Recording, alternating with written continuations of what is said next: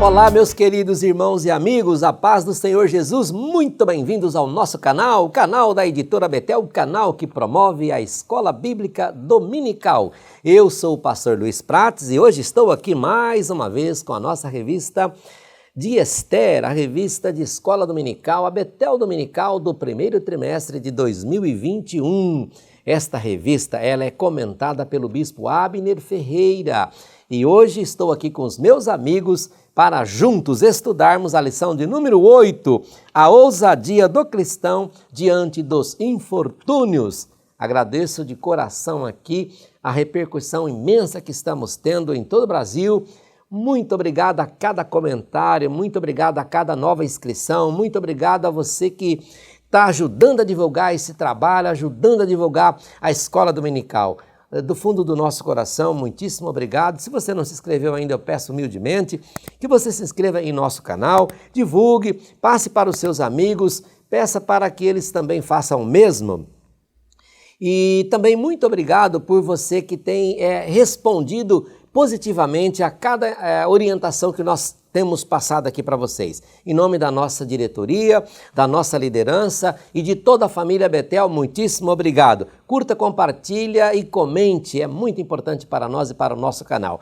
Já vou aqui dar as boas-vindas, cumprimentar os nossos amigos, pastor Marcos Santana e pastor William Barros, que já estão aqui comigo para juntos estudarmos esta lição. Pastor Marcos Santana, seja bem-vindo, meu amigo, a paz do Senhor Jesus.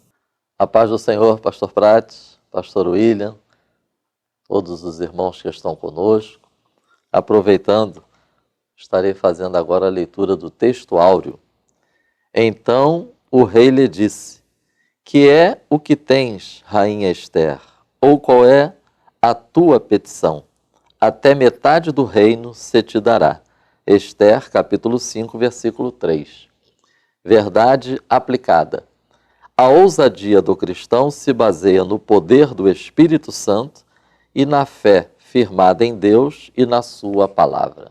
Muito obrigado, pastor Marcos Santana. Vamos então aqui à nossa saudação ao pastor William Barros. A paz do Senhor Jesus, pastor William Barros, seja bem-vindo, meu amigo. Pastor Prates, pastor Marcos Santana e todos vocês que mais uma vez se unem conosco no aprendizado da palavra de Deus pela Escola Bíblica Dominical, Betel. Eu quero cumprimentá-los e aproveitar, e já lemos o texto áureo, a verdade aplicada, lemos também os nossos 3 objetivos da lição, que são mostrar que devemos ser ousados, segundo, explicar que para Deus nada é impossível e finalmente destacar as vantagens de se fazer um planejamento. Os nossos textos de referência, eles estão todos no livro de Esther, no capítulo de número 5, são os versos 1, 3, os versos 4 e 5. E, aproveitando esse momento, convido todos vocês para se unirem conosco e nos unirmos em oração para que Deus possa nos abençoar e que possamos ter uma aula extremamente proveitosa. Senhor Deus, te louvamos nesta oportunidade, pedindo que a tua palavra possa falar, moldar, tratar o nosso caráter, formar em nós, ó Deus, um caráter cristão forte, estabelecido e firmado na rocha. Abençoa cada aluno, abençoa cada professor, para que possamos ter, ó Deus, nesse próximo dia de aula, nesse próximo domingo da EBD, a melhor aula desse trimestre. É a nossa fé, em nome de Jesus. Amém.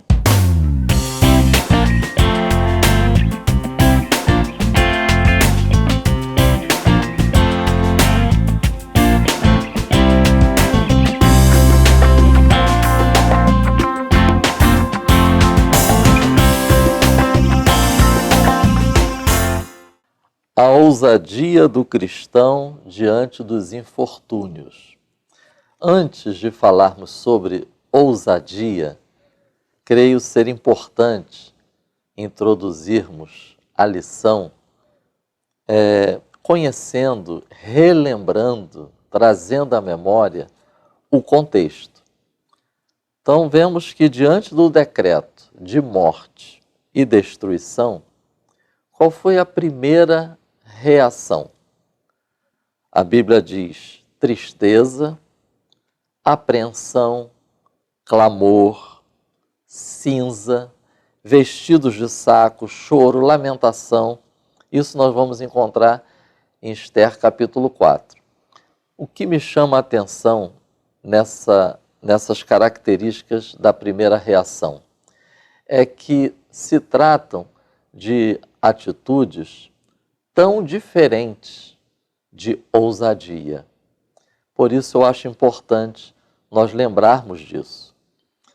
Nós vamos encontrar em Esther capítulo 4 informação, é quando Mardoqueu toma ciência do decreto, diálogo, porque há um diálogo, há uma troca de informações entre Mardoqueu e Esther, preparação, porque Esther convoca Mardoqueu e o povo judeu, e então a ação.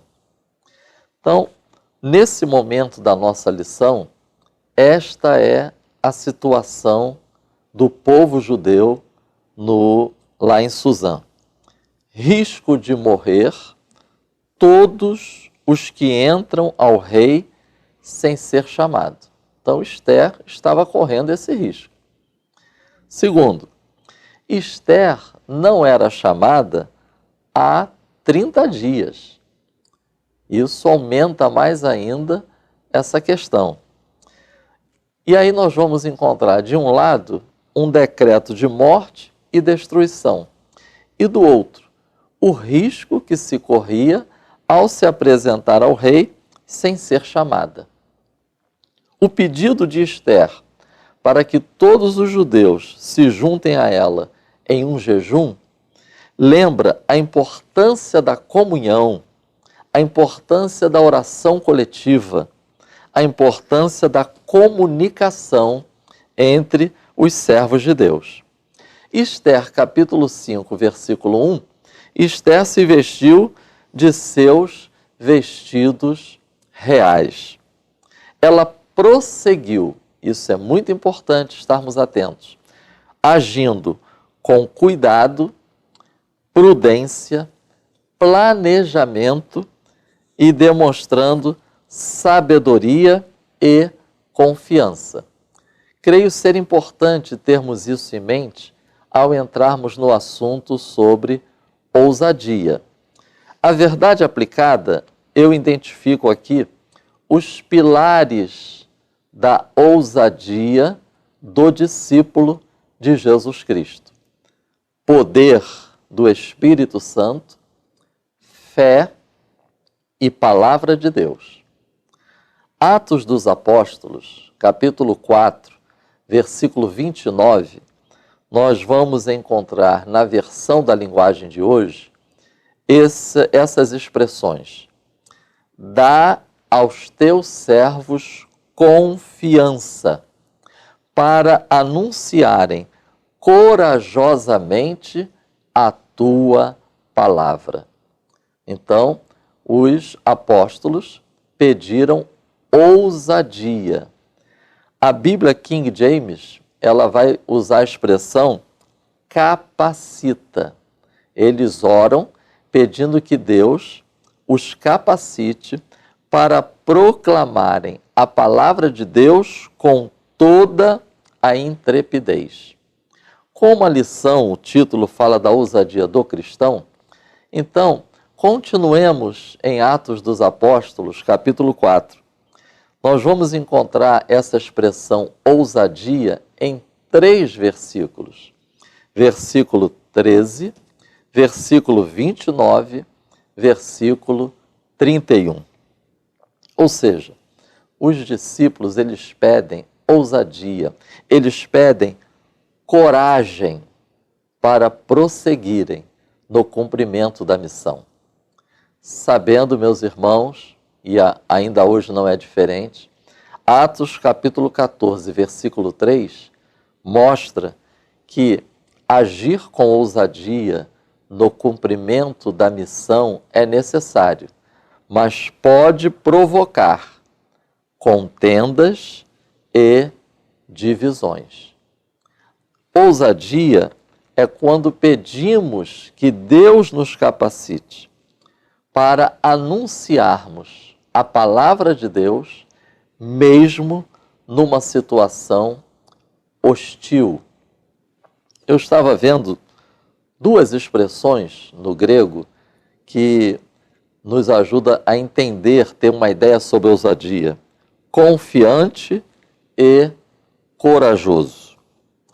É o contrário de covardes. Nós vamos encontrar na nossa lição, tópico 1, falando também a questão da covardia. Ou seja, covardes na Bíblia são os fracos de caráter. Temem o perigo e fogem das consequências de confessar o nome de Jesus. Foge da batalha. Covardes são os que hesitam ao serem confrontados. São os que demonstram que não têm firmeza e convicção moral. Então, o tópico 1, ele vai fazer essa comparação entre ousadia e covardia. Agora vamos ver alguns textos bíblicos que nós podemos considerar como fundamentos da ousadia do discípulo de Jesus Cristo. Pastor Prates, é possível lermos 2 aos Coríntios, capítulo 3, versículo 12? Tendo, pois, tal esperança, usamos de muita ousadia no falar. Então notemos, Pastor Prates, que esse texto, o apóstolo Paulo, ele considera o caráter permanente da nova aliança como um ponto motivador, um ponto de fundamental importância para que o apóstolo seja ousado no exercício do ministério, porque ele está comparando a nova aliança com a velha aliança. E ele vai dizer que ele tem convicção de que a nova aliança é permanente, e isso o leva a ser ousado. Outro texto bíblico que também podemos considerar como fundamento para agirmos com ousadia é na Epístola aos Hebreus, capítulo 10, versículo 19. Notemos que essa ousadia está fundamentada no que Cristo fez por nós. O escritor aos Hebreus, baseado no que Cristo fez por nós, ele convoca os cristãos a serem ousados. É a confiança da pessoa em seu novo relacionamento com Deus. Não deixem de ler, não deixem de fazer um link de Hebreus 10, 19 com Romanos, capítulo 8, versículo 15, quando Paulo diz que nós não recebemos espírito de escravidão, mas espírito de adoção. Nós agora somos filhos de Deus. E tendo como fundamento esse novo relacionamento, então podemos entrar com ousadia por esse novo e vivo caminho, por entrar neste santuário. Atenção, a lição está falando de ousadia. Nós já vimos aqui na introdução que Esther demonstrou ousadia, mas ao mesmo tempo, cuidado, preparação, prudência, planejamento. Ousadia não devemos confundir com precipitação. Ousadia não podemos confundir com ser inconsequente. Não podemos confundir ousadia, é diferente de autoconfiante. É diferente de ser independente. É diferente de ter um comportamento impensado. Como fizemos nas lições anteriores, quando falamos sobre alegria, é muito interessante aproveitarmos a lição de hoje, porque é muito comum, ao tratarmos de alguns assuntos, nós termos uma visão bastante terrena, bastante natural. Então, quando se fala de uma pessoa corajosa, autoconfiante, para cima, é uma coisa. Quando se fala da ousadia do discípulo de Cristo, diante dos infortúnios, dos desafios, dos confrontos, por causa da sua fé e dos seus valores, aí é outra coisa. Aí é como diz aqui nesses versículos que nós acabamos de ler. Somos ousados por causa do que Cristo fez por nós.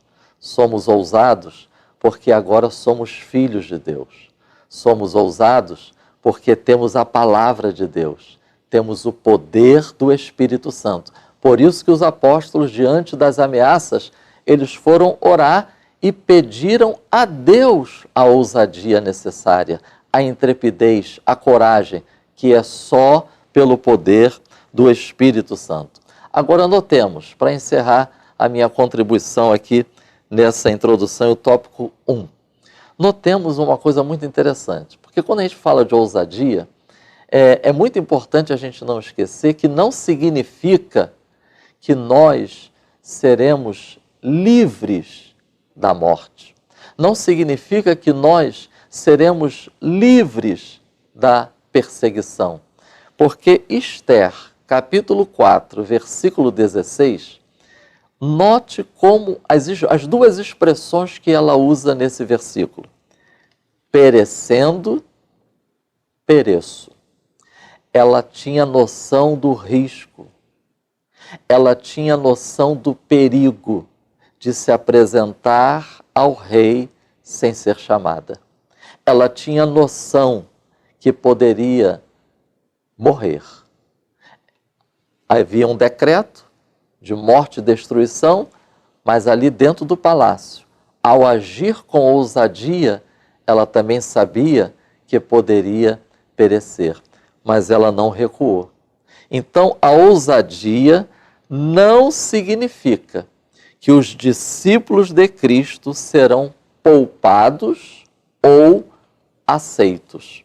E eu quero deixar aqui 2 textos bíblicos que nos revelam isso. Marcos, capítulo 13, versículos 11 a 13. Palavras de Jesus Cristo no sermão escatológico. E Atos dos Apóstolos, capítulo 7, versículos 59 e 60.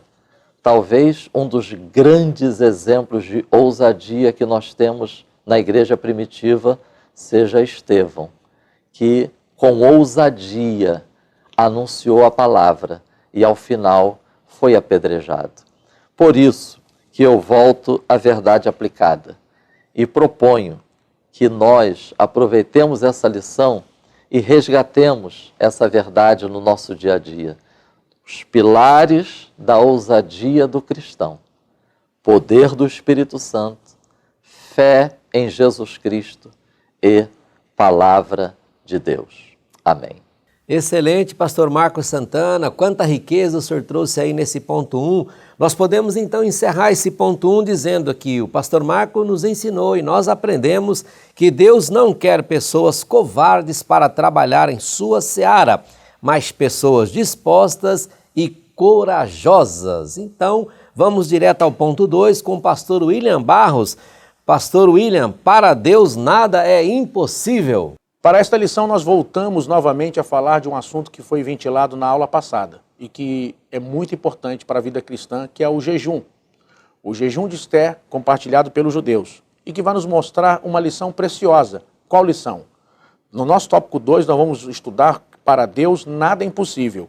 E a lição que vamos aprender e tirar, extrair da situação complicada que Esther viveu, que os judeus viveram, e como eles enfrentaram aquilo, que momentos críticos devem ser enfrentados com armas espirituais. Ou seja, não basta ter lógica, não basta ter recurso financeiro, não basta apenas ter boas ideias. É preciso estar preparado, e estar preparado envolve também ter utilizado as armas de Deus. Eu vou mostrar 2 exemplos na Bíblia disso. Em Josué capítulo 6, nos versículos 1 em diante, nós vamos ver Israel chegando justamente no primeiro desafio que eles têm pela frente quando entram na terra de Canaã, que é Jericó. Embora a cidade de Jericó não fosse uma grande cidade comparada para os nossos moldes de hoje, era uma cidade de cerca de 700 metros de circunferência, ela trouxe muita dificuldade naquele momento porque ela tinha muros muito poderosos. Ela tinha muros, a arqueologia mostra, entre 8 e 10 metros de altura e com uma largura extraordinária de cerca de 6 metros de largura. Os muros de Jericó eram tão largos que pessoas moravam dentro do muro. Raabe, por exemplo, é um exemplo disso, ela morava no muro.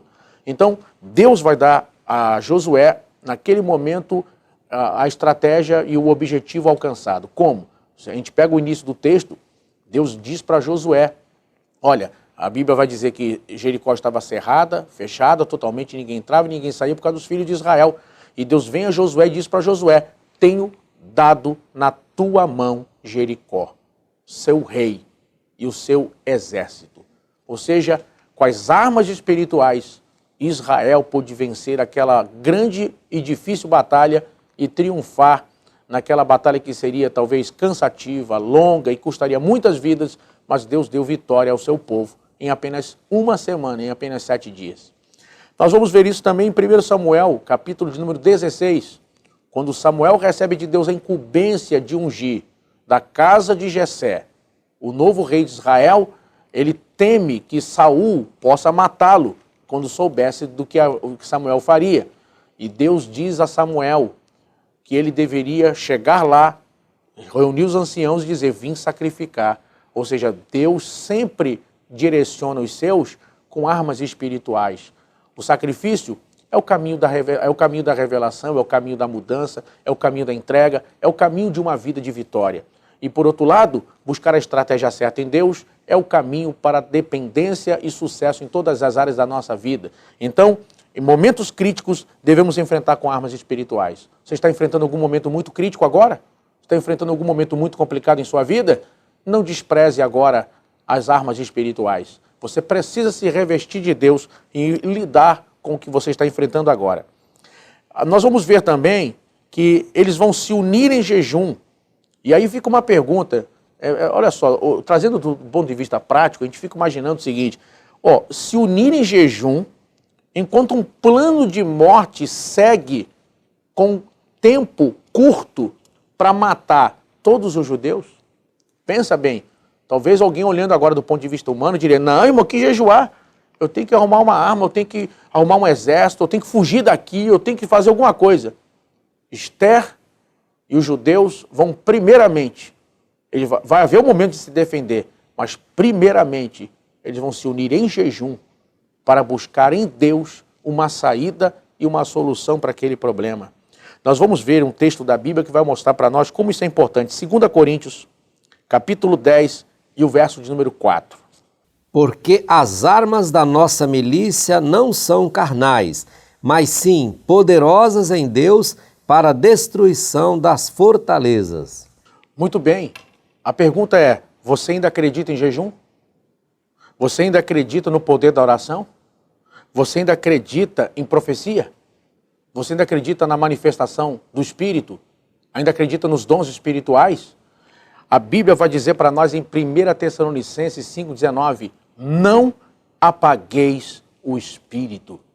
Por mais prático que sejamos, por mais tendência que a sociedade moderna caminhe para uma visão cartesiana com relação à vida, nós não podemos nos esquecer que as armas da nossa milícia não são carnais, mas sim poderosas em Deus para destruição de fortalezas. Ou seja, você pode estar onde você está agora, e Deus pode estar agindo em outro lugar por teu intermédio, a favor da sua família, por livramentos, para cortar laços agora. Quem sabe não é o momento de parar agora e dizer um pouquinho, calma aí, eu sou corpo, eu sou matéria, mas calma, eu não posso esquecer que eu sou um homem espiritual, que eu sou uma mulher de Deus, e eu preciso buscar em Deus saída e solução para a situação que eu estou vivendo agora. Amados, faça desse momento dessa aula um momento de se aproximar de Deus. Faça desse momento dessa aula um momento de voltar a buscar as coisas que são do alto. Muitas pessoas, por decepções, pela correria da vida, do dia a dia, acabaram sem perceber, se tornando críticos, já não acreditam mais em profecia, já não acreditam mais em dons espirituais, pessoas que estão no nosso meio há anos na igreja, mas nunca buscaram o batismo com o Espírito Santo, ou jamais foram batizadas com o Espírito Santo, e não se importam com isso, quando essa deveria, por exemplo, ser uma manifestação no início da fé, como aconteceu na igreja primitiva. É tempo de buscar a manifestação do Espírito, revestir das armas espirituais.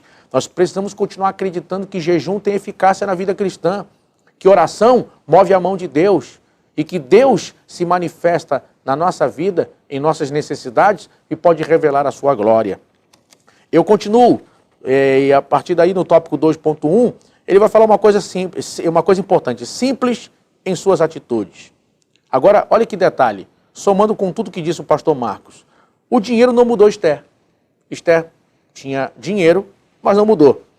Os status também não mudaram Esther. Agora é rainha, agora tem muitos empregados, agora tem todas as vantagens do cargo, da função, mas isso também não mudou Esther. E vai nos mostrar a história de como Esther reage àquela situação, junto com Mardoqueu e com os outros judeus, vai nos mostrar que uma lição precisa ser tirada daqui. Qual? Problemas complexos podem ter saídas simples. Nem sempre grandes problemas ou problemas muito complicados exijam soluções extremamente rebuscadas ou satisfatórias. No caso de Esther, nós vamos ver que ela vai jejuar e Deus vai dar a saída para aquela situação. Então nós precisamos tirar daí uma lição preciosa com Esther e aprender como lidar com essas situações. Nós vamos ver, dentro disso, que Deus vai dar para Esther a estratégia certa dentro do problema. A estratégia certa, a porta certa para bater. Deus vai mostrar a ela como agir dentro daquele problema. Irmãos, coisa boa é quando o crente, quando o servo e a serva de Deus, em momentos difíceis, em vez de dar lugar à ira, à carne, e caminhar e trilhar o próximo passo, onde o diabo entra dentro do problema, onde ele pode dizer, Deus, me mostra como agir dentro dessa situação. Deus, como resolver esse problema? Deus, o que eu não vi ainda? Me mostra aqui. Eu quero agir dentro da tua vontade dessa questão. Oh, irmãos, coisa boa é quando o crente pode ver Deus lhe dando a estratégia para lidar com as situações. Como vimos no caso de Josué, veja que Deus vai dar a profecia. Deus diz, tenho dado na tua mão Jericó, seu rei, mas Deus vai dar estratégia. 6 dias vai cercar a cidade, o povo junto, 7 sacerdotes na frente, com a trombeta, arca da aliança. Aí Deus diz, ó, todo mundo calado. 7º dia, 7 voltas. Só na última volta o povo grita. Deus deu o quê? Estratégia. Deus deu instrução. Então, irmãos, Deus vai dar a Esther a instrução, Deus vai dar a Esther a estratégia certa para lidar com aquela situação. Problemas complexos nem sempre têm respostas complexas. Podem ter respostas simples. E a resposta simples começa justamente em Deus. Agora, no tópico 2.2, nós vamos ver um passo a mais. E aqui a gente tem que tomar cuidado com 2 extremos. Qual? Primeiro, aquele tipo de situação que as pessoas agem sempre de forma precipitada. Ou seja, aquela pessoa que, como diz lá fora, entre aspas, está sempre colocando os pés sobre as mãos. Sempre acaba se precipitando em determinada situação. Nesse caso, pastor Prates, é melhor ouvir o que Moisés ouviu do que ouvir o que Elias ouviu na caverna. Moisés, Deus falou, não te mandei eu? Elias ouviu Deus dizer, que fazes aqui? Em muitos casos, pessoas perderam a oportunidade ou o tempo das coisas justamente por causa da precipitação. Age por raiva, age por ansiedade, age pelo impulso do momento e às vezes nem sempre é a melhor saída, nem sempre é a melhor resposta, mas faz as coisas movidas por emoção e não por fé. Faz as coisas movidas pela emoção do momento e não pela direção de Deus. Agora, qual é o outro extremo, que também precisa ser evitado a todo custo? Aquela pessoa que não age nunca, insegura, tem medo de agir, nunca resolve a situação. Olha, eu lembro que uma ocasião, uma irmã me procurou no final de um culto e disse para mim, olha, falou, pastor, ore por mim. meu marido, ele reclama que eu quero mandar, que eu quero ser o xerife da casa. E ele fica dizendo que eu quero mandar em tudo. Ela dizendo para mim, mas ela disse, se eu não tomar iniciativa, as coisas não são resolvidas. Ela usou até uma outra expressão que eu nem vou usar aqui. Ela virou para mim e falou assim, se eu não agir, ele não age. Qualquer coisa que vai resolver, ele fica assim, vai lá, mulher. Vê lá, mulher. É contigo, vai lá ver. Não, tá liberado, vê lá. Ele não toma iniciativa jamais. Olha só, olha que coisa triste, irmãos. Então, por um lado, um extremo é ruim. A pessoa que não pensa para agir, age precipitadamente. E por outro lado, a pessoa que nunca age, insegura, não tem segurança para fazer nada. E esse tipo de pessoa corre qual risco? Ele vai acabar virando refém da decisão dos outros. Se ele não age nunca, se não tem atitude, vai acabar se tornando refém das decisões alheias. Outras pessoas vão decidir por ele ou por ela. E isso é um grande perigo. Em cima disso, o que a gente precisa aprender? A gente precisa aprender que é necessário ter atitude, iniciativa, mas claro, irmãos, dentro de uma ótica divina. Qual? Eu vou tomar uma decisão, eu vou me aconselhar. A Bíblia diz que na multidão dos conselheiros está o segredo da guerra. Eu vou me aconselhar com pessoas preparadas naquela área, vou perguntar o que ele pensa sobre aquilo, se eu posso me abrir com um amigo pessoal, alguém de confiança, vou abrir, vou conversar, vou procurar conhecer um pouco sobre aquilo, pesquisar. Então, irmão, buscar direção, orar, jejuar. Deus, qual é a tua direção? Fala o meu coração. O que está dentro da tua palavra? Como é que eu vou tomar uma decisão que aquilo fere princípios bíblicos, mas eu estou esperando, orando para Deus me dar a resposta. Já fere princípios bíblicos, não é de Deus. Então, a pessoa precisa ter atitude, iniciativa, mas, ao mesmo tempo, agir dentro de princípios bíblicos. Eu vou abrir um parênteses aqui, dar um exemplo muito rápido aqui. Irmãos, quando eu fiz a primeira caravana para Israel, eu não tinha, naquele tempo ainda, eu morava de aluguel, eu estava sem carro naquele momento, e eu tinha, sabe, Deus colocou no meu coração um sonho, levar pessoas para Israel. E tudo que eu sonhei, eu sempre pensei em gente comigo. Falei, eu vou levar uma caravana. Na minha frente, uma pessoa disse para outra assim, ó, cuidado, hein, vai caravana dele aí, ó, sei lá, não tem nem onde cair morto. Olha lá se essa caravana vai sair, tu vai botar teu dinheiro aí. Falou na minha frente. Irmão, parece que Deus olhou e falou assim, ah é? Agora que eu vou abençoar mesmo. Eu nunca fiz uma caravana, porque depois daquela palavra, todo ano eu fiz 2, 3, 4 caravanas. Mas naquele momento, olhando pela ótica humana, ele até tinha razão em ter certa cautela. Mas, irmão, eu botei a mão acreditando, sentindo que era a direção de Deus que eu tinha que fazer aquilo, que Deus estava me dirigindo naquilo. Irmão, e tudo deu certo. Tudo deu certo. Eu vou agora, esse ano, para Israel, pela 20ª vez. Eu já levei 19 caravanas. Tem sido para mim um milagre a cada viagem. Sem recurso, algumas vezes sem recurso. E Deus começa a mandar tudo. Pessoas. Eu não tenho mídia, não tenho etc. para levar caravanas, eu levo 100 pessoas para Israel. Por quê? Atitude. Eu acreditei. Deus falou no meu coração, eu dei o passo. Uma coisa é a pessoa agir precipitadamente, sem orar, sem direção de Deus. Deus não está naquilo, Deus está dando sinais que aquilo não é para fazer. Conversou com pessoas, buscou conselho, está tudo fora, mas a pessoa insiste para fazer aquilo que ele quer. E esse é o erro.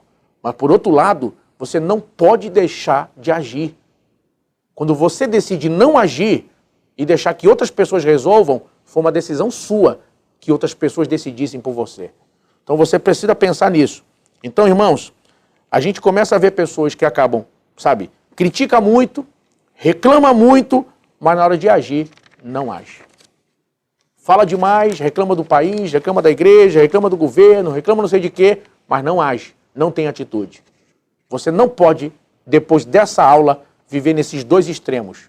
Ou não faz nada, ou então age o tempo todo sem direção, de forma precipitada e fazendo talvez até sua família sofrer por isso. Eu caminho aqui no tópico 2.3 sobre a segurança na confiança em Deus. Olha só, e eu quero salientar um ponto, até puxando um pouquinho do que o pastor Marcos também já falou aqui. A segurança em Deus, ela é em qualquer que seja o resultado naquele momento. Nós vamos ver na história do cristianismo, Deus livrar Daniel da cova dos leões. Mas muitas pessoas morreram fiéis a Deus, aos leões. Nós temos pessoas que foram livradas da morte. O caso de Daniel, Sadraque, Mesaque e Abednego, que estão na fornalha e não morreram. Mas eu pergunto, quantos não foram mortos ao fogo? Né? A gente não tem histórias inúmeras no cristianismo, ao longo dos séculos, de muitos irmãos que morreram como mártires por causa do Evangelho? Então, em Romanos 8, versículos 35 ao 39, eu não vou ler aqui devido ao tempo, mas você pode ler em casa depois, é um texto inclusive útil para os professores. Deus vai mostrar o quê? Que nada vai nos separar do amor de Cristo, nem a morte, nem a vida, nem os anjos, nem o porvir, nada. Em todas estas coisas somos mais que vencedores, está escrito no texto. Ou seja, irmão, se o que eu estou planejando der certo ou não der certo, se eu estou na direção de Deus, eu sou mais que vencedor. Se eu fui morto por amor a Cristo, eu estou vivo, Deus me livrou, de qualquer jeito, eu sou mais que vencedor. Eu estando aqui vivo na terra, ou estando com Cristo no céu, eu sou mais que vencedor. Então, a segurança da confiança em Deus é que se a gente está na direção de Deus, não importa o resultado, sempre vai ser o melhor para nós, sempre vai ser a direção de Deus para a nossa vida. E eu caminho aqui no tópico 3, só frisando uma coisa importante. O tópico 3, ele vai falar sobre as vantagens de se fazer um planejamento. E eu queria englobar aqui o tópico 3, fazendo algumas ponderações, algumas colocações. A primeira, se você tem tempo, planeje. Se você tem tempo, se você tem o luxo, digamos assim, de poder visualizar o objetivo ou o perigo com tempo, planeje. Para que esperar o pior acontecer para descobrir que poderia ter evitado? Por que ter que correr em cima da hora para fazer alguma coisa se podia ter feito com antecedência? E em cima da hora ter que se desgastar, fazer mal feito, sendo que aquilo podia ter sido feito antes. Então, se você tem tempo, planeje. Segundo, converse, eu friso aqui uma outra coisa que eu falei agora, converse com pessoas que têm tirocínio naquela área. Se você precisa de aconselhamento em determinada área, converse com pessoas que têm prática naquela área, que têm habilidade nessa área, que, conhecem nessa área. Por exemplo, se eu tivesse agora a função de, na minha igreja, assumir a secretaria, irmãos, eu não entendo nada dessa área. Eu certamente viria aqui na igreja-mãe e eu pagar o almoço do pastor Marcos e do pastor Prates para sentar com eles para conversar. Eles têm habilidade na área, trabalham na área, quer dizer, eu ia sentar com eles e colher o máximo que eu pudesse para aprender dentro daquela área. Quer dizer, se eu tivesse que agora assumir, por exemplo, uma igreja, fosse um pastor presidente, eu ia conversar, eu ia procurar a nossa liderança, procurar o bispo, conversar, nem que eu pague seu almoço, vamos conversar, fala qual é o segredo da sua liderança, como é que o senhor lida com problemas, como é que o senhor enfrenta a pressão do dia a dia, buscar pessoas que têm tirocínio naquela área, habilidade naquela área, que conhecem, que já viveram problemas que eu vou viver, que conhecem aquela área. Então, isso é sabedoria, é assim que se adquire conhecimento e sabedoria. Outra coisa, irmãos, buscar a hora certa de agir. Porque a hora certa de agir, aí talvez alguém diga, mas como? Como é que eu vou saber? Como eu vou saber a hora certa de agir? Saber a hora certa de agir vai nos levar a depender de Deus. E dependendo de Deus, a hora certa vai chegar. Spurgeon dizia que assim como todo homem quer a sua hora, a hora quer o seu homem. Não se preocupe com a sua oportunidade, se preocupe com a sua capacidade. Porque se você estiver pronto, a hora certa vai chegar. E, seguindo, não tenha medo de agir quando Deus está na frente. Não tenha medo de agir. Deus está na frente, Ele vai contigo. Você orou, você buscou, você se aconselhou, buscou experiência em outras pessoas. Confie nos seus instintos. Deixa Deus dirigir você. E por último, eu termino dizendo que toda essa história da nossa lição de hoje vai nos mostrar que livramento, socorro, restauração e fé, e mais do que isso, uma religião prática e não teórica, porque eles não falaram de jejum, não falaram de depender de Deus, eles foram lá jejuar, eles foram lá depender de Deus, e agir na hora certa, como eles agiram para se defender, mostra para nós uma sequência de palavras que precisam coexistir na nossa vida cristã: livramento, socorro, restauração, fé e religião prática e não teórica. Deus os abençoe, em nome de Jesus. Muito bem, pastor William Barros, que riqueza! Olha só esse comentário do ponto 2 e também aí entrando no ponto 3. me fez lembrar uma mensagem que eu ouvi ontem em Madureira, o pastor Alain ministrando a palavra, e ele trouxe uma mensagem falando sobre os 3 tempos, né? O tempo de ouvir, o tempo de esperar e o tempo de avançar. Foi mais ou menos o que o Senhor nos trouxe aqui dentro desse ponto 2 aqui. Então nós podemos dizer que o Senhor nos ensinou e nós aprendemos que para alguns a atitude de Esther poderia parecer uma loucura, mas para ela era questão de sobrevivência. E assim nós fechamos o ponto 2, já com uma introdução ao ponto 3. Vou pedir ao pastor Marcos Santana agora para as suas considerações finais dentro do ponto 3 e a conclusão. Ok, pastor Prates, chegamos então ao tópico 3, as vantagens de se fazer um planejamento. É muito importante estarmos pensando, junto com ousadia, em outras atitudes. Porque, como vimos na introdução, o fato de, como discípulos de Cristo, nós precisamos ser ousados, não significa que nós não vamos vivenciar diversos momentos da nossa realidade. Tristeza, apreensão, clamor, choro, lamentação. A questão é que o discípulo de Cristo, como Esther e Mardoqueu, eles não vão ficar paralisados nessas situações, vão prosseguir. Afinal, como discípulos de Cristo, nós temos o poder do Espírito Santo, a fé cristocêntrica e bíblica e a palavra de Deus. Então, nós podemos afirmar que a ousadia não dispensa o planejamento. Eu vou aqui citar 4 textos bíblicos que nos auxiliam bastante nessa reflexão sobre a importância do planejamento.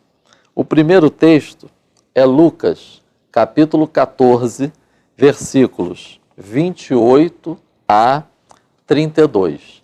São palavras de Jesus Cristo, quando está falando sobre o discipulado. É um verdadeiro alerta contra decisões precipitadas. É um verdadeiro chamado à reflexão. Um alerta contra a fraqueza. Um alerta contra a frouxidão moral, na fé, na confiança. Em dias tão desafiadores como nós estamos vivenciando hoje, é muito importante que estejamos sempre voltando a Lucas, capítulo 14, versículos 28 a 32, nessa nossa caminhada. Porque, como nós vimos na introdução, né, muitas vezes somos confrontados em relação aos nossos valores, em relação às nossas crenças. Por isso, precisamos estar sempre refletindo. Provérbios, capítulo 16, do versículo 1 ao versículo 3. Nós, como discípulos de Cristo, não estamos proibidos de planejar. O que o texto de Provérbios 16 nos convoca é a submetermos a Deus nossos planos em oração, estarmos atentos ao todo da Bíblia, da Palavra de Deus, e passarmos pelo crivo das Escrituras e da direção do Espírito Santo os nossos planos. Planejar como discípulo de Cristo não significa preparar, decidir, escolher e depois pedir a Deus para abençoar. Não, é em todo o processo estarmos atentos ao que diz as Escrituras e à direção do Espírito Santo. Olha que exemplo interessante. Romanos, capítulo 1, versículo 13, o apóstolo Paulo escreveu assim: propus ir, se referindo à ida dele a Roma. Propus ir, mas tenho sido impedido. Isso dá ideia de planejamento, dá ideia de pensamento, de reflexão, de preparação. Paulo está dizendo, eu queria ir, eu planejei ir, mas eu tenho sido impedido. Agora, olha o que ele escreve no versículo 15 desse mesmo capítulo. Quanto está em mim, eu estou pronto. Que coisa tremenda. Ele planejou, não conseguiu, mas ele está pronto, porque amanhã pode surgir a oportunidade. Amanhã a porta pode se abrir. Então, no que dependia de Paulo, ele estava pronto. Primeira aos Tessalonicenses, capítulo 2, versículo 18. Paulo escreveu dizendo que ele queria ter retornado a Tessalônica. Ele, inclusive, vai dizer que por 2 vezes, mas Satanás impediu. Interessante. Quando ele escreve aos Romanos, ele não menciona o que impediu a ida dele a Roma. Mas escrevendo aos Tessalonicenses, ele diz que foi Satanás que impediu. Ele planejou, ele desejou, ele pensou e não conseguiu. Nesse caso aqui, porque Satanás impediu. Agora, olha que coisa interessante, no capítulo 3, versículo 2. Ele diz assim, enviamos Timóteo. Olha o princípio da flexibilidade. Ele tentou ir por 2 vezes, não conseguiu. O que Paulo faz? Ele envia Timóteo.